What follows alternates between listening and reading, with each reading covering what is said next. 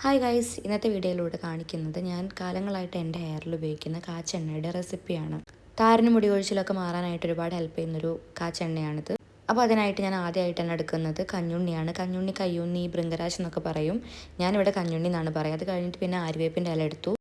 പിന്നെ എടുക്കുന്നത് കറിവേപ്പിലയാണ്. കറിവേപ്പില മസ്റ്റാണ് എണ്ണ കാച്ചുന്നതിൽ, കാരണം ഇത് മുടിക്ക് കറുപ്പ് തരാൻ. ഇനി ആവശ്യമായിട്ടുള്ളത് കൃഷ്ണ തുളസിയാണ്. അപ്പോൾ അത് എടുക്കുന്നുണ്ട്. അത് കഴിഞ്ഞിട്ട് ചെമ്പരത്തിയാണ് എടുക്കുന്നത്. അതിൻ്റെ ഇല, പൂവ്, മുട്ട് ഇത്ര ആവശ്യമാണ്. പിന്നെ കറ്റാർവാഴ എടുക്കുന്നുണ്ട്. ഇത്ര ആവശ്യമില്ല കേട്ടോ, ഇതിൻ്റെ പകുതി, ഒരു തണ്ടിൻ്റെ പകുതി മതി. അത് കഴിഞ്ഞിട്ട് പിന്നെ മൈലാഞ്ചിയാണ്. മൈലാഞ്ചി നമ്മുടെ വീട്ടിലില്ലാത്തതുകൊണ്ട് അടുത്ത വീട്ടിൽ നിന്ന് തന്നെയാണ്, അപ്പോൾ അതിൻ്റെ ഇല മാത്രം സെപ്പറേറ്റ് ചെയ്തെടുക്കുന്നുണ്ട്.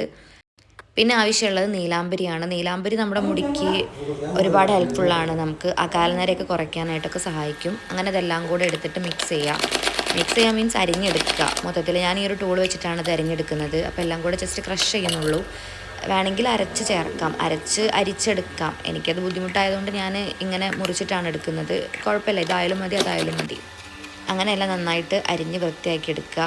ഈ ഒരു ഹെയർ ഓയിൽ കാരണം മുടി നന്നായിട്ട് വളരുന്നൊന്നും ഞാൻ പറയുന്നില്ല, ഹെയർ ഗ്രോത്തിനെ പ്രൊമോട്ട് ചെയ്യും, അത്രയേ ഉള്ളൂ. കറ്റാർവാഴ ക്യൂബ്സ് ആയിട്ടാണ് കേട്ടോ അരിഞ്ഞെടുക്കുന്നത്. അങ്ങനെ അത് അരിഞ്ഞെടുത്തു. അത് കഴിഞ്ഞിട്ട് നമുക്ക് ആവശ്യമുള്ള വെളിച്ചെണ്ണ ചട്ടിയിലേക്ക് ഒഴിച്ചു കൊടുക്കുക. ഞാൻ ഗ്യാസിലല്ല ഉണ്ടാക്കുന്നത്, നമ്മുടെ നോർമൽ വിറകടുപ്പിലാണ് ഉണ്ടാക്കുന്നത്. അങ്ങനെ എണ്ണ ചൂടാകുമ്പോൾ 4-5 കുരുമുളക് ഇട്ട് കൊടുക്കുക, ജസ്റ്റ് ഒന്ന് ബാലൻസ് ചെയ്യാൻ വേണ്ടിയിട്ടാണ് കേട്ടോ.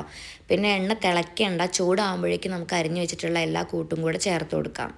തിളച്ച് കഴിഞ്ഞിട്ട് നമ്മൾ ഇടുകയാണെന്നുണ്ടെങ്കിൽ എല്ലാം കൂടെ തിളച്ച് മറിഞ്ഞ് ചിന്തും. അപ്പോൾ അതുകൊണ്ട് തിളയ്ക്കുന്നതിൻ്റെ തൊട്ട് മുന്നേ, അതായത് ചൂടായി വരുമ്പോൾ തന്നെ ഇട്ട് കൊടുക്കുക കേട്ടോ. അങ്ങനെ നന്നായിട്ട് ഇത് തിളക്കട്ടെ. തിളച്ച് വന്നതിന് ശേഷം നമുക്കിത് പാകമായിട്ടുണ്ടോ എന്ന് നോക്കാം.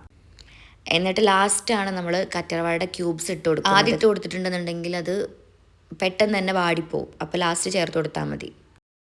അങ്ങനെ എല്ലാം കൂടെ ഒക്കെ ഒന്ന് മിക്സ് ചെയ്ത് കൊടുക്കുക, നന്നായിട്ട് ഇളക്കി കൊടുക്കുക. അത് പാകമായിട്ടുണ്ടോ നോക്കാൻ വേണ്ടിയിട്ടാണ്. ഇപ്പോൾ ഏകദേശമൊക്കെ ഒന്ന് റെഡി ആയിട്ട് വരുന്നുണ്ട്. നമ്മുടെ വീട്ടിലും തൊടിയിലും കിട്ടുന്ന കാര്യങ്ങൾ മാത്രമാണ് ഞാൻ ഈ എണ്ണയ്ക്ക് വേണ്ടിയിട്ട് യൂസ് ചെയ്തിട്ടുള്ളത്. പുറത്തുനിന്നൊന്നും മേടിച്ചിട്ടില്ല.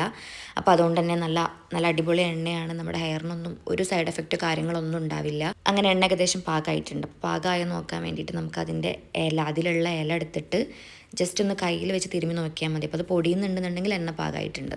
അപ്പോൾ നമ്മുടെ അടിപൊളി കാച്ചെണ്ണ ഇവിടെ റെഡി ആയിട്ടുണ്ട്. അപ്പോൾ ഓക്കെ, ബായ്. എല്ലാവരും ട്രൈ ചെയ്ത് നോക്കണേ.